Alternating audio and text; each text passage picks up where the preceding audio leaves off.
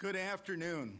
It is my honor to be back in Iowa today to introduce Secretary of State Mike Pompeo.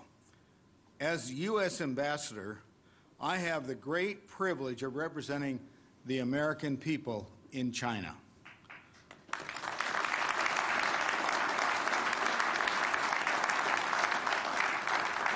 The U.S.-China relationship is the most important bilateral relationship in the world. As President Trump has said, the United States seeks a constructive, results-oriented relationship with China. And of course, the Secretary of State has a critical role to play in that relationship. Secretary Pompeo is well qualified for this very important position. He graduated first in his class at West Point and served in the United States Army. A fellow Midwesterner, he was a business leader and served 3 terms in the Congress from the state of Kansas before President Trump appointed him as director of the CIA and then as Secretary of State. During the Secretary's most recent visit to China, I was impressed with his ability to connect and motivate our embassy staff and effectively articulate American interests to the Chinese leadership. We are honored to have Secretary Pompeo at the helm of the State Department and speaking here in Iowa today. Ladies and gentlemen, please join me in welcoming our Secretary of State, Mike Pompeo.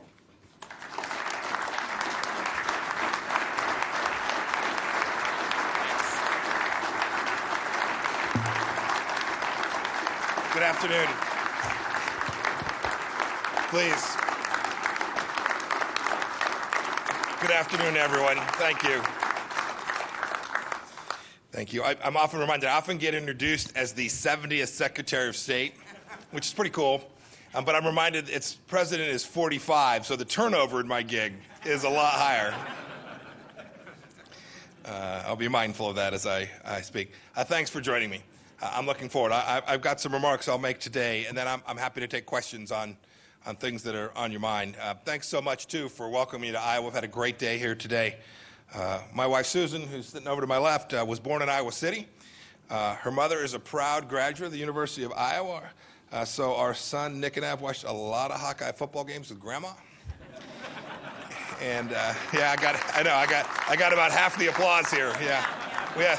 Same deal in Kansas. So Susan grew up, of course, in Kansas, but spent a lot of time in Coralville, where her grandparents lived. And so I will happy to give you all the credit for the lady that she is, good and bad.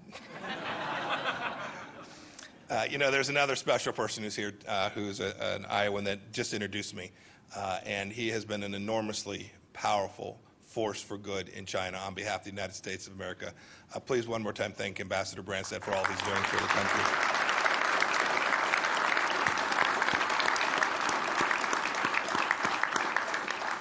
And I got to spend 15 minutes with Governor Reynolds a few minutes ago. It was delightful and wonderful. The things you're doing here in Iowa are fantastic. Thank you, bless you. Good luck to you, and thank you for being here with me today as well. Thanks so much.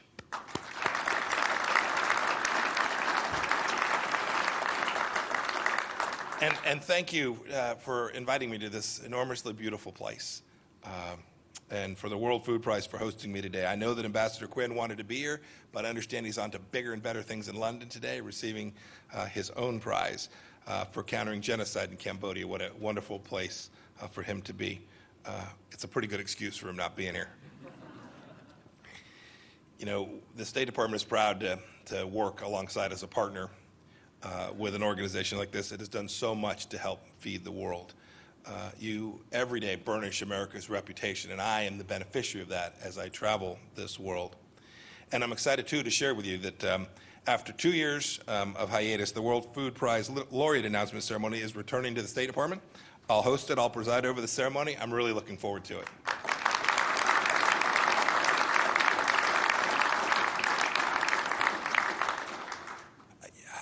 I'm so thrilled to be here in Iowa. It was great. We flew in last night, and believe me, it was a breath of fresh air to be out of Washington, D.C. And I know firsthand, too, how farmers are the backbone of America, how food security matters so much, and what you all do, the people of Iowa do, to help deliver that every place in the world. I spent a good part of my summer from my early years in my life at a place called Winfield, Kansas, at a family farm owned by my Uncle Jim. They were some of the most special times in my life. I remember the farm next door had a sign that said, "One Kansas farmer feeds 120 plus you." I'm confident if we drive down the highways here in Iowa, we'd see a similar sign, and I know it's true.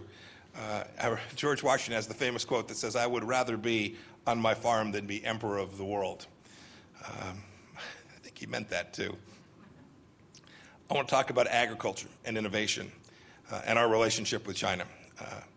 The two, as you know, are deeply intertwined. In 1980, a now very famous man, the then governor of Guangdong province, led the first ever Chinese governor's delegation here to the United States, and they traveled straight here, straight to Iowa. A few years later, his son followed in his father's footsteps with a visit here and struck up a friendship with the governor. Today, President Trump and President Xi deal with each other, trying to make sure that we get this important relationship right. Indeed, you all know Iowa's bounty has attracted many Chinese leaders wanting to know the state's secret for prosperity. But they haven't fully embraced the principal ingredient for Iowa's success, which is free enterprise and hard work, and the central idea of allowing individuals to have their own autonomy and their own dignity, and to lead and take chances and to take risk and to build their own businesses. Indeed, when the heavy hand of government dictates economic policy, we all know that productivity plummets. Innovation necessarily grinds to a halt, and people are much worse off. Only the free market makes life better in the long run. These market principles, the ideas of fair competition, have made American companies the global standard for success and quality. Earlier today, I had the chance to visit the facilities of Corteva, an agriculture science company. It was remarkable. Companies like Corteva are an example of how economic freedom, innovation, risk-taking, a light regulatory touch can make American agriculture the envy of the world and dynamic in ways that no other country can potentially match. Think about what our businesses do. I ran a small business in South Central Kansas before I lost my mind and ran for Congress, now almost a decade ago. Gene editing has paved the way to eliminate diseases like corn blight. Companies like Quantified Ag have developed ear tags that use biometric technology to relay information about animals' health in real time. Others, like Agrobotics, are using data from drones to help farmers make more precise fertilizer applications to boost yield. These things seem simple to us. They seem like common sense, but they arose out of the creativity and freedom that we have here in America. It has taken decades of ingenuity, which have enabled our farmers to produce harvests at levels the world would have been astounded by just a few years ago. This idea, this spirit of innovation, makes America what it is in the agriculture world, renowned for its integrity, known for its safety, and knowing, too, that we deliver reliable products each and every time. Indeed, when consumers eat an American steak, they know exactly what they're getting. Worldwide trust in the American brand is unmatched, from farm to table, as we might say. We also have the highest quality because of our free market system. Companies value their brand in a market-based economy and work to protect that reputation. Competition and choice cause people to play by the rules. Indeed, we have an entire ecosystem. Some of them are standing in the back. An entire ecosystem of reporters, investors, food safety experts, consumer advocates, and non-governmental organizations to keep an eye on our companies and our markets. And our fair-minded justice system punishes lawbreakers. The vibrancy of our agricultural sector shows that America's economic dynamism is not confined to Manhattan or to Silicon Valley or to Cambridge, Massachusetts. The American heartland is vibrant with economic potency. And good things are happening here too in Des Moines, no less than they are in Palo Alto. There are even wineries in the Hawkeye State, or so I'm told. So look, you're more similar to California than you want to believe.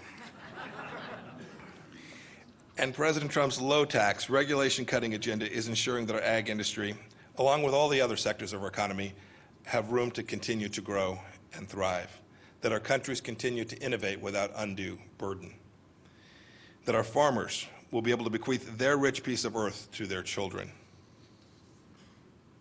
Unfortunately, China has taken a different approach. It has a state-led set of economic practices that threaten the health of the American agriculture industry that you've all worked so hard to develop. When we hear the stories of China stealing sensitive technologies, we often think of the technology that powers our fighter jets, our smartphones, and our medical devices. But Americans should know that China has targeted intellectual property and technology essential to farming, too. A few years ago, an Iowa farm security guard saw something suspicious in a field, stopped to investigate.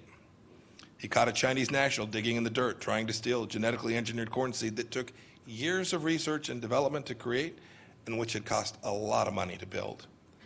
That individual later pled guilty to stealing seed from Monsanto, DuPont Pioneer, and LG Seeds.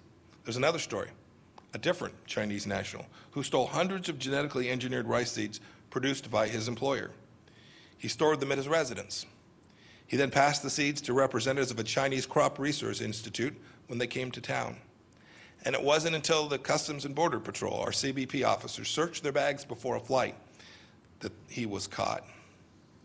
And then, of course, there's the theft that takes place in the robotics and industrial technologies that form the backbone of our agriculture industry as well. Every time there's a theft of this kind, it eats away at the history, it eats away at the seed corn of the industries upon which you and your children and grandchildren depend. And you should know, too, it's not just big companies that suffer. As one farmer said, quote, "What no one seems to understand is that they're stealing from people like me. They're stealing the research that farmers pay each time they buy a Monsanto seed."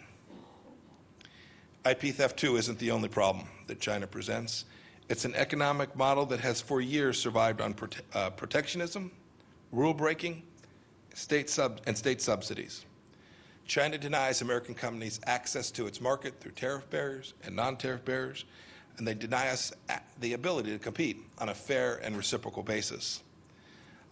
I've been around enough businesses here in the heartland to know we don't fear competition. But to compete successfully, you have to have a real shot. You have to have a relatively level playing field. And China's protectionism has for decades tilted the field against our farmers and agricultural companies. You should know, too, that American agriculture exporters aren't the only folks that are the victims of China's state-dominated economy. As Ambassador Branstad reminds me, it is the Chinese people who suffer as well. Think back to 2008, when tens of thousands of Chinese children got sick from contaminated milk and baby formula, with several of them dying. Even today, many Chinese travel abroad to buy baby formula, and Chinese expatriates make big bucks shipping it back home for profit.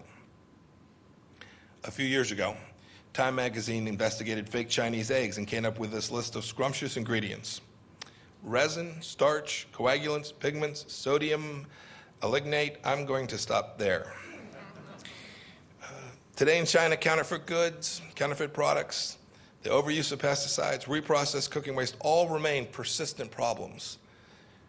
And just as China has guarantees of human rights written into its constitution, China boasts plenty of food safety laws.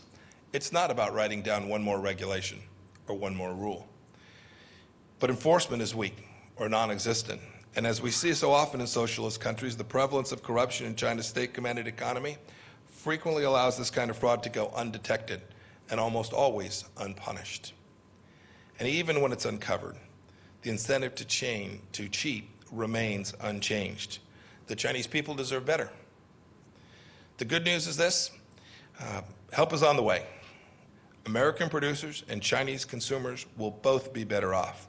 The outcome of President Trump's trade negotiations currently underway will pay dividends for people in each of our two countries.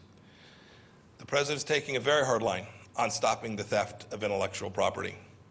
For our ag producers, President Trump is fighting to level the playing field to which I earlier referred, so that we'll be greater market access for each of them. This is great news. But opening up markets for new businesses isn't just a pet project related to China. It's one of the core missions of the State Department, which I lead, and it has been for more than 200 years.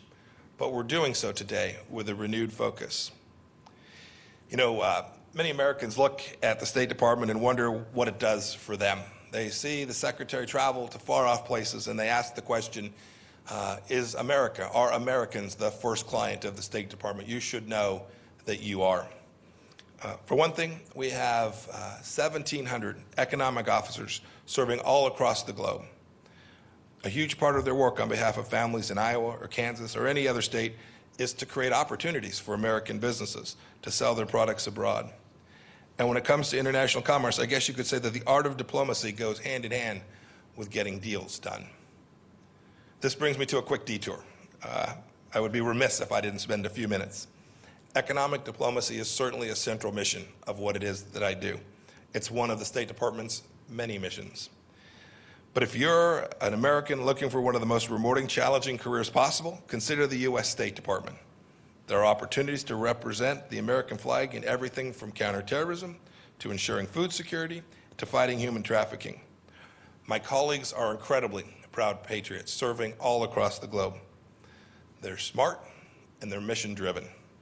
The State Department has spent a lot of money and energy over the years to make sure we have a diverse workforce. I want to make sure that we have people from the heartland serving in the Foreign Service as well. We need that geographic diversity. Our mission is, of course, to represent all of the American people in all corners of the globe, so the makeup of our workforce matters. And if you want to keep America safe and strong and advance our values, we've got great opportunities. You can literally change the world. Okay, infomercial over. But please, you or your kids, come check it out. It is a great place to work. It is a noble calling. The people who work with Ambassador Branstad and I are true patriots serving our great nation. I'll close here. Under President Trump, our diplomats have been especially busy opening up markets around the world for all kinds of American agriculture. And along with our colleagues at USDA and the Trade Representative's Office and the Department of Commerce, this administration has opened up a path for dairy and poultry to Canada, lamb and goat meat to Japan, beef and pork to Argentina, poultry to India, lamb to El Salvador, beef and poultry to Morocco, eggs to South Africa, dairy to Turkey, and handfuls others. We hope that the EU, too, will soon lower its trade barriers and grant expanded access for American goods. Where China is concerned, new market access must come, and we must do so in a way that creates systems that are enforceable. It doesn't do any good to sign one more agreement, one more document, if a mechanism to enforce those commitments that the Chinese make to us doesn't have the capacity to create a set of rules and processes that are enforceable. One final point of importance related to keeping the American ag sector prosperous. Our abundance has always been an incredible blessing to the world. We have to extend that legacy. The promise of land and rich soil stretching into the horizon and a better life drew innumerable settlers to our shores. After World War I, Herbert Hoover helped quarterback our efforts to feed tens of millions of Europeans, a project that depended substantially on American foodstuffs. And in the years immediately following World War II, American farm output again helped feed a continent ravaged by war and continuing to suffer from the threat of famine. There are many programs today, you all are part of them, that help satisfy and provide food for the world's neediest. That need has only grown and will only continue to grow. Today, the United States is the world's #1 exporter of food and ag products, and our generosity is legion. Our USAID bought 1.4 metric tons of food from American farmers in 2017 and fed 70 million people across 53 countries. But frankly, the greatest blessing from American agriculture to the world isn't due to any government program. It was the work of Nobel Prize winner Norman Borlaug, the founder of this great institute. He devoted his life to feeding the world's population and bringing it out of starvation and malnourishment. And by breeding new species of wheat that yielded once unthinkable harvests, it's estimated that he helped save billions of lives. The explosion of agriculture productivity he triggered became known as the Green Revolution. You should know that it was an American revolution and an American innovator who did that. I am confident that the next billion and the billion after that of people who will be fed around the world will also be fed by American innovation, creativity, and hard work. And we, too, know that to do that, we have to make sure that American businesses and people prosper. Earlier today, I met with some young people in the FFA. It's an impressive group. I remember my time representing South Central Kansas. These are great young leaders of the future. They have firsthand knowledge of agriculture that is unparalleled any place in the world by young people. I mentioned earlier the farm in Winfield, Kansas. It's where I spent my summers. It's now where we go for family holidays to just hang out and get away. There is in that farm on the fence on the southwest corner a Century Farm sign, 100 years in the family. It's proudly staked right there. It took hard work by my Uncle Jim to keep this family farm in the family and to continue to make it prosperous and successful. I get that. America's State Department gets that, and President Trump gets that as well. I know this. Farm life is the best of what America has to offer. We're committed in the administration to making sure that those young people that I met with today can pass on that noble way of life to their children. I hope that God will bless them. I hope that God will bless each of you in Iowa and the United States of America. Thank you, and I'm happy to take a handful of questions.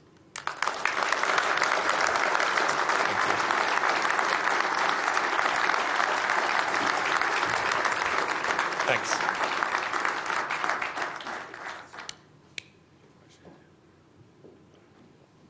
I have a question. Yes, sir. First, I'd like to thank you and the ambassador for coming to visit us. And we'd like to thank you for all your hard work on our behalf. And we know it's hard work out there. And I'd like to thank you for men of integrity working on our behalf. Thank you for that. Thank you. My question is this. What are some of the major obstacles left in the trade negotiations with China? So it won't surprise. So I can't give away the details of where they're still working or the exact details of what's going on, but it won't surprise you what's really difficult. The issue of opening up markets and access is a hard one for sure, but not the hardest of the issues. I think we'll actually get to a place where the Chinese will put us in a place where they'll buy more soybeans, buy more American products. I think we'll be successful on that. The more complicated issues are around the structural challenges. Structural challenges that not only impact agriculture, but manufacturing services, frankly, all sellers of goods and services inside of China. This risk of IP stealing, forced technology transfer about which I spoke in my remarks is real and difficult and not something the Chinese are going to give up easily. And then you attach on the backside of that that you need more than just a promise to undo those structural things. You need a mechanism by which those commitments can be enforced, and that's the focus. It's where Ambassador Lighthizer, Secretary Mnuchin, and the trade team are fully engaged. They have made progress on every one of those components of the agreement. They truly have. I've seen that, and I know Ambassador Branstad has seen that as well. So real progress on every one of those elements. But if you ask what the hurdles that remain, it's those last couple items that will inevitably prove tricky, but which I'm very, very hopeful we'll be able to wrap up and get a truly successful outcome for the United States and for American ag. Yes, sir. Oh, go ahead. I'm sorry. Yes, sir. Secretary Pompeo, I also want to thank you for coming here to Iowa and visiting. My grandfather in 1932 left Clearwater, Kansas to come to Iowa because it just get too dry down there for him. Life was better in Iowa, and I'm a lifelong... I'm going to tell the people of Clearwater you said that. Well, I still got relatives down there, and my great-great-aunt still living in Wichita as well. I'm a pig farmer here in central Iowa. Our family's been involved in pork production, corn, soybeans as well. We're still dealing with retaliatory tariffs not only from China but also from Mexico. The pork industry is very important to the state of Iowa and really the whole Midwest, and we've really taken a double whammy. And so could you address maybe the Mexican issue as well, please? So this risk of retaliatory tariffs, you've seen it in pork, we've seen it in other places as well, is real. The president's deeply aware of this. The trade teams are all aware of it. We're working, when we get a comprehensive agreement, we now have a relatively comprehensive agreement in the USMCA. We're working to clean up all of these issues alongside of that. And I hesitate to get too far out over my skis, but I'm optimistic that we'll get that we'll get resolution and get pulled back some of these risks from retaliatory tariffs. But I do want to emphasize those commitments are as good as the paper they're written on. If there's not a mechanism that permits the United States to respond in a way that doesn't require us going into court someplace in a country that doesn't have the rule of law, that doesn't have an advanced justice system, we have to make sure that when we sign up for those things and we fix them, that we really have. There's a long history. You would probably know this history better than I do. A long history of us having celebrations, having signing ceremonies, everyone thinking, boy, we've put this problem to rest, only to find that in relatively short order we didn't really solve much. And we are trying not to, we're trying to make original mistakes, not repeat the past ones. We're trying to make sure we don't fall down the same trap that American trade negotiators have done so many times. We're deeply aware of these retaliatory tariff issues. We know how much they impact you and companies, businesses like yours. I know that they're in the front of our mind, and we're working our way to put America in a place where our businesses don't suffer them.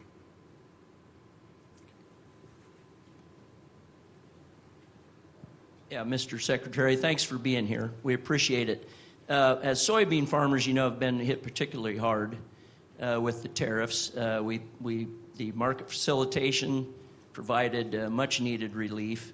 And my question would be, we've heard comments that maybe tariffs could be dropped on certain products or commodities. And I know in the negotiating process you can't show your cards, but is there a chance that tariffs on soybeans could be dropped in exchange for something else, make some concessions, and then some of these more tricky issues like intellectual property that take a lot of time and a lot of work could be put off or worked on, continued to be worked on while there's some relief for some of the ag products? Yeah, it's a good question. You saw the president make the request that the Chinese do that.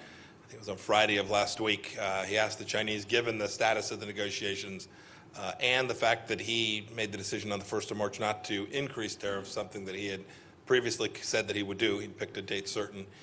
He'd asked them to reduce some piece of their tariffs as well.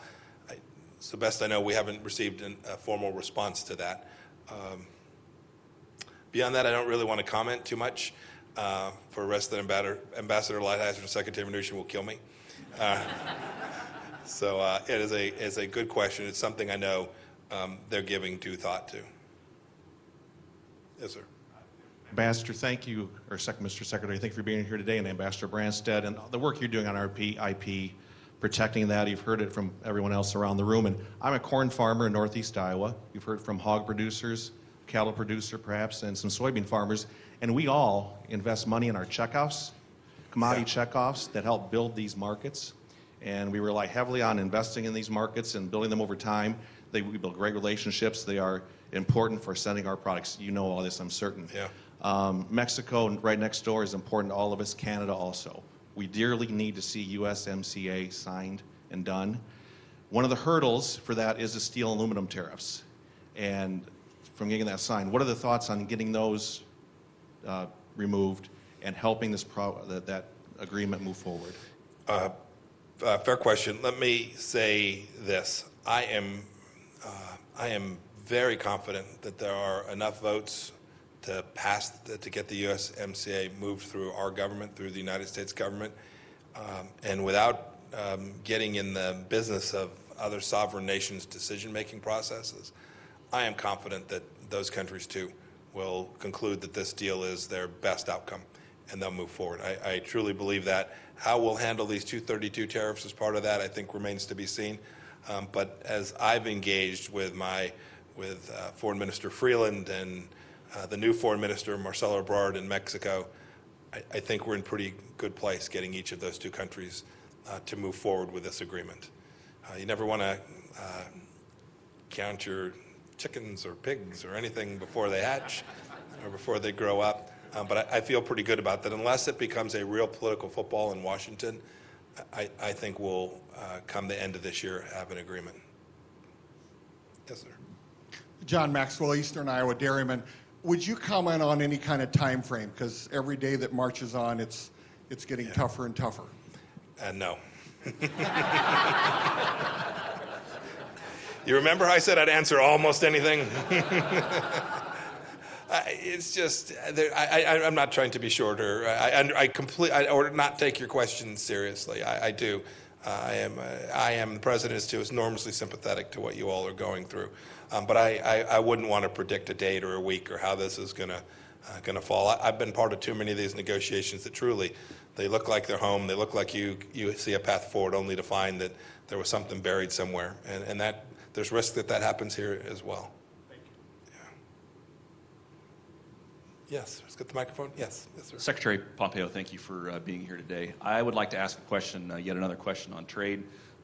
With the loss of the TPP, do you see a bilateral trade agreement? I know there's been news on some work with Japan. Do you see that coming soon? I do.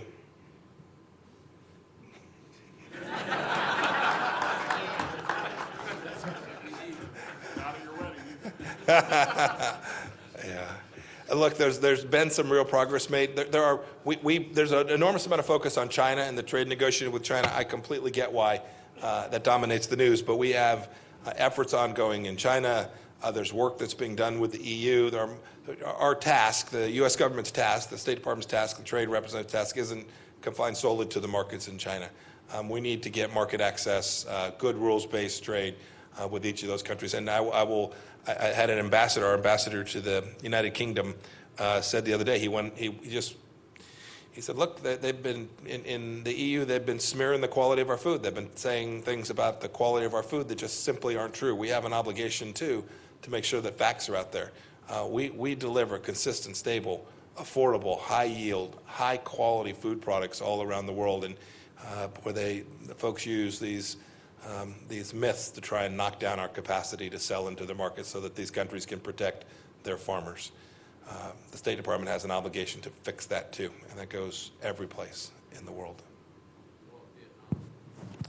Vietnam, we talked about trade on our trip to Hanoi. People forget we actually met with the Vietnamese as well, in addition to the reason we departed there. I think Vietnam is going to make big steps forward as well. They made a number of offers while they're there. I'm not at liberty to disclose them yet, but things that you all would be very happy with. It's a reasonable market, right? About 97, 100 million people in Vietnam, not quite as wealthy as you see in other places, but certainly making real strides. A larger middle class there is inevitable, and it'll be a very important market for you all here in Iowa. Yes, almost certainly a bilateral agreement with the Vietnamese. It may not even be a formal trade agreement. It may be just elements of what you would see in a normal trade agreement, full-on, free trade agreement. And to your point on doing it, we could do this piecemeal and get a really good outcome, a really good quick hit, which I think would be great, given the conditions we're in today. Mr. Secretary, I just wanted to congratulate you and thank you for reducing the tension between India and Pakistan. I understand after their airstrikes, both foreign ministers spoke to you and you spoke and the tension was reduced, and I want to congratulate you for your first diplomatic. Thank you. I appreciate that. It's a place with great tension. I hope that the efforts that I made and others in the United States government made did reduce the risk that we get escalation. It would be a bad thing for everyone. As with lots of these things, I think everyone knew that, but in times of high tension, it is often difficult, and so it requires sometimes someone else to come in and try and make sure that good reason and logic prevail in the midst of really challenging conflict that's been going on, as you well know, for an awfully long time. And it's not certain. We certainly have reduced tension through the weekend and today. My team on the ground in each of those two countries is working diligently to help ensure that it stays there and that this conflict is resolved in a way at the negotiating table and through peace rather than through armed conflict and the loss of lives. So thank you. Thanks for that. Mr. Secretary, Yes, thank sir. you so much for coming here. I really do appreciate it. It's always nice to see high-ranking members of U.S. government coming and letting Iowans know that you are really working for us. My question was actually just secondary based off of the last question. Does China use those third-party influences or auxiliary countries in the negotiating table? Specifically saying Pakistan is very important for U.S. militarily, but it's important for China economically. Does that ever come up regarding those trade negotiations, or do you guys just review it as one large dynamic problem or isolated incidents? Yeah, I will tell you that it's a good question, because it is absolutely the case that every one of these trade negotiations that I've referred to today takes place in the context of much broader set of relationships: security relationships, military relationships, diplomatic relationships, and broader set of economic relationships as well. When it has come to the trade negotiations with China, it has been pretty compartmentalized.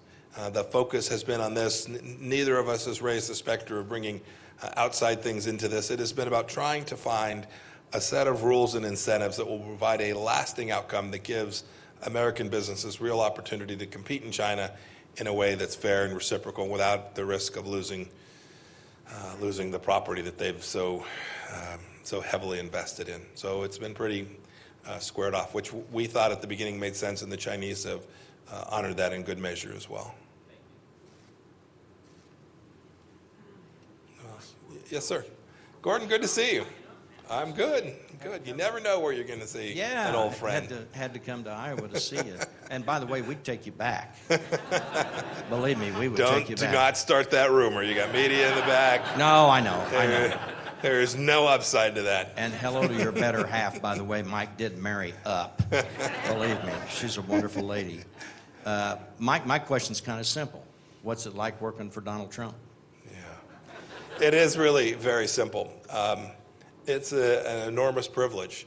I mean, to stand here in front of you as America's most senior diplomat, trying to deliver on the promises that President Trump made during his campaign. Right, 60+ million voters wanted him to do things different, to fundamentally change some of the courses that America had been on. And to get a chance to serve for him is truly an enormous privilege. I've not done it twice. I'm on my second gig. I saw him almost every day when I was the director of the Central Intelligence Agency. I provided him with his daily brief, and now I talk to him almost every day, sometimes more than once. He's the kind of leader that sets a direction, charts the course, gives guidance, says, Mike, these are the outcomes that I need you to deliver, and then allows me and my team to go implement and execute. I appreciate that. He then, in turn, holds us each accountable to achieve the mission that he set out for us, and it's a wonderful thing to have this opportunity. And then you all get to read his Twitter account, too, so.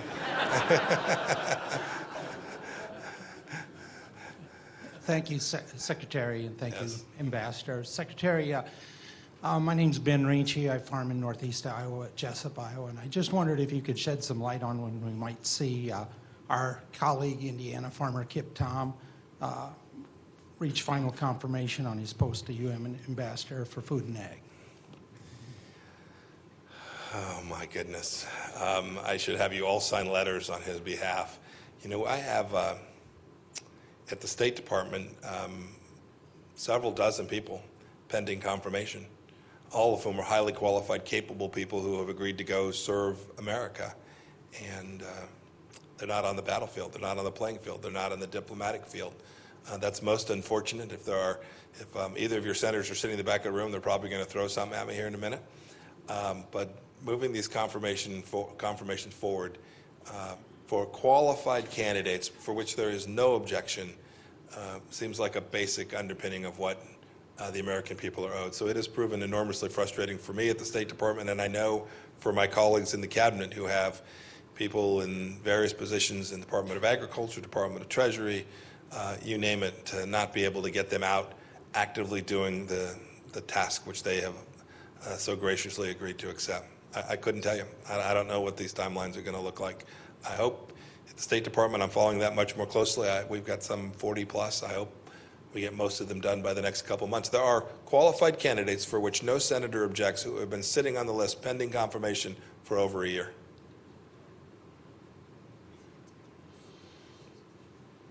Now I'm going to have to go testify in front of the Senate, so here we go. I promise you I'll hear that sentence back. Yes, ma'am. Secretary, thank you so much for being here. As a Midwest farmer, you understand the power of a handshake deal. being a former director of the Central Intelligence Agency and now in your current position, I'm sure you understand that facts really matter.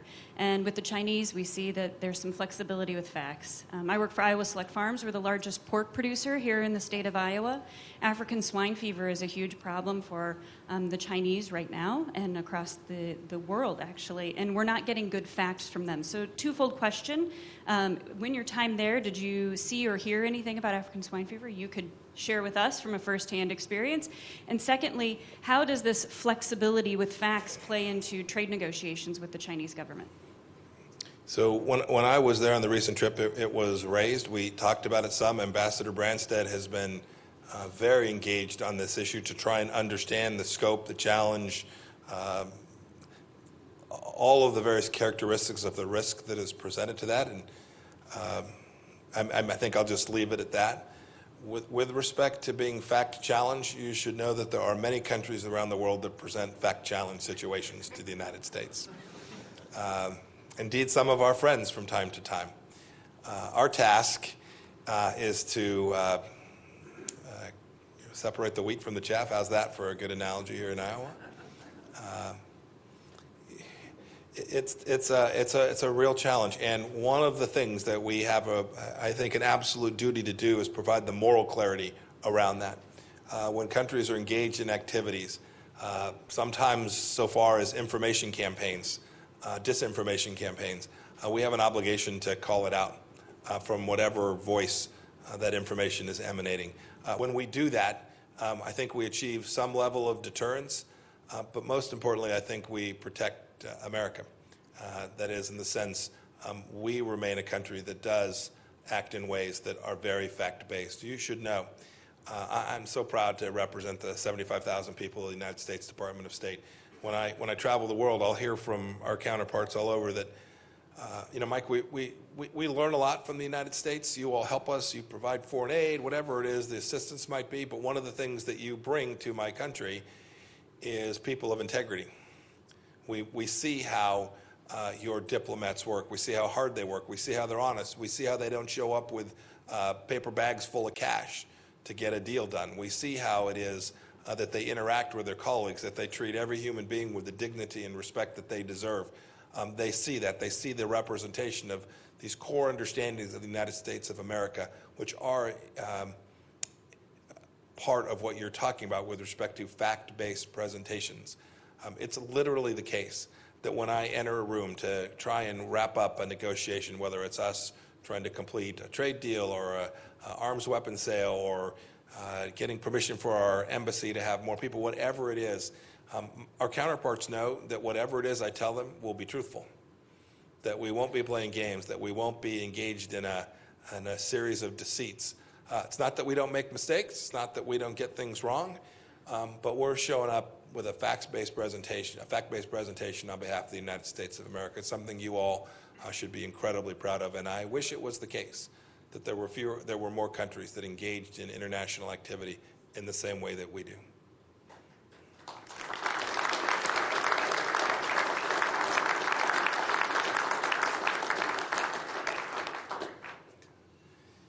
Looks like I've got time for one more. Anybody, or did I wear you all out? Yes, sir. I'm a fifth-generation farmer from Northwest Iowa, and I was kind of ready, positioned myself for these trade negotiations, but I grew a really good crop, so I'm not all priced ahead, and I just, we're going to have big carryouts. At least they're all predicting that we will. Do you have a plan B or whatever to peddle these things someplace other than China that's more reliable for us? I mean, I'm going to encourage you to sell all you want. We'll grow more. So there's been lots of ideas floated. I don't know that there's a concrete solution to the question that you raise. I wish I could tell you, yes, we've got the markets identified. We know the price at which we can clear. I can't tell you that. But there are lots of ideas about how we might do that, ways that we might assist. I know there was some assistance, interim assistance that was provided, but I also know I heard from farmers in Kansas. They appreciated that. They thought it was great, but they'd rather just sell their stuff and run their business. And pass it on to the 6th generation. Yeah. One more. Yes, sir. I saw you had one. Yes. Mr. Secretary, thanks for coming to Iowa. Ambassador Branstad, thanks for coming back.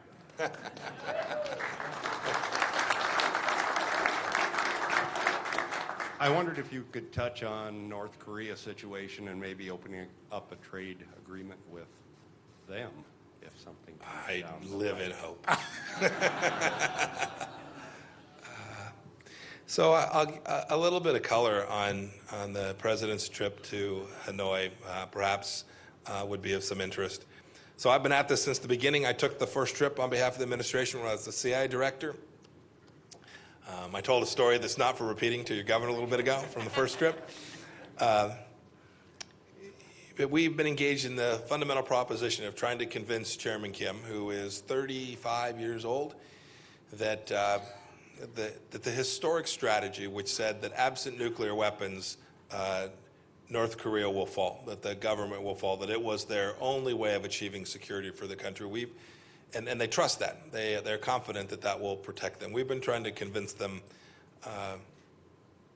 with a fact-based presentation that says actually your best way, if your goal is tomorrow, you may well be right, but if your goal is 2, 5, 10, 25 years, that in fact those nuclear weapons will actually present risks to your country. That running a nation in the way that North Korea has been run is not a sustainable model for the next 10, 20, 30 years. But it's going to require Chairman Kim to make that strategic decision. We didn't get there this past trip, in spite of lots of hard work that was done by State Department team, DOD team, all the folks at the Department of Energy over the past weeks working with the North Koreans to try and outline what a real big deal would look like. We didn't get there. And so I am hopeful, although I have no commitment yet, that we will be back at it, that I'll have a team in Pyongyang in the next couple of weeks, continuing to work to find those places where there's a shared interest. The team will also be out working with our partners. Right, we've built an enormous coalition. Right, all the members of the UN Security Council. People think of these sanctions as being ours. They're not. They're the world's sanctions. Everyone understands the threat from North Korea. We think we still have everyone on board. We think the whole world still understands the threat, even after the deal that was proffered, which the president didn't think rose to the level of something that he ought to accept. And we're still working at it. A big component of what we have presented is the president refers to as a brighter future for the people of North Korea. A significant component of that brighter future is the economic opportunity that sits in North Korea. For any of you who've studied this, there are enormous structural challenges, infrastructure challenges, electricity challenges. There are many, but it's a pretty fertile place. It's a place with 25 million people, an economy that has enormous potential for growth, and we believe that there are resources and willing partners who will come if we can make it across the Rubicon on the nuclear weapons to build a brighter future for the people of North Korea. And there would almost certainly be an enormous opportunity for American business to serve that 25 million person market as well. It'll take a while to build them out to a place where they have a significant, scalable, middle-class economy. But we've seen other Asian countries do this in time periods that no one believed that it could be pulled off. All right, great, thank you. Yes, sir. Do you think China's Belt and Road policy could eventually remove Africa and Europe and Southeast Asia from the American sphere of influence for markets? No way. So the question is, do you think China's Belt and Road is going to take down the United States of America? I summarize. No chance. As I travel the world, people are on to it. They get the shtick. These deals are, in fact, often too good to be true. And many countries have already begun to see that. They show up with products that aren't world-class, with Chinese labor and an enormous debt package, which is almost certainly designed for foreclosure. And I think the world is beginning to see that. And I think, too, America sat still for too long. We didn't respond to this economic activity. and we're determined to do it. And so you're now seeing American businesses, American diplomats showing up in these conversations, making sure that there's a fact-based discussion about what's really taking place, and how it is the case that there are better alternatives than doing some of these deals with China. I want to be clear. We're perfectly prepared, and we welcome China moving around the world and competing.